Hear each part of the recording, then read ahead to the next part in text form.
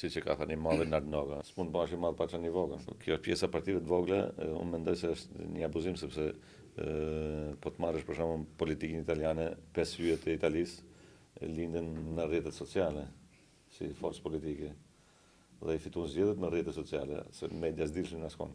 Bën qeverin duke qenë parti e vogël. Pra në një vend që funksionon demokracia dhe qytetarët bëjnë politikë, kjo s'ka të thojë parti e madhe, parti e vogël. Qytetarët do të lexojnë programet, të shohin kandidatët, a janë për burg, a janë për parlament, sepse është shumë e rëndësishme kjo.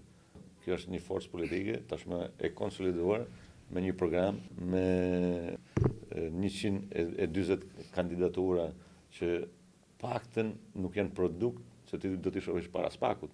Dhe kjo është shumë e rëndësishme. Pra janë individ të arritur në jetë me djersë dhe me punë. Avokatë, gazetarë, biznes, fushës time. Është 50% e kandidatëve janë në emigracion. Pra kjo është një trend që s'ka ndodhur në këto 33 vite.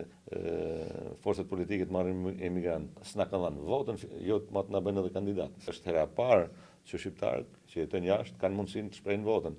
Po ta garantoj se 50% e tyre janë larguar këto 12 vitet e fundit. Ka qenë kjo shifër kaq kolosale në 2013.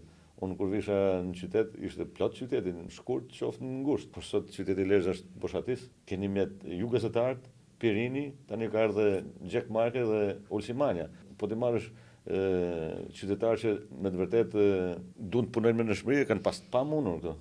Janë detyruar me hik, thonë. Janë detyruar me hik. Dhe këto vota dhe këto njerëz do ta mendojnë 2 herë që mendojnë se kjo është partia e madhe po jap se s'po jap kësaj të vogles, sepse me 11 maj tu s'ka parti të mëdha të vogla. Këtu jemi të gjithë barabartë.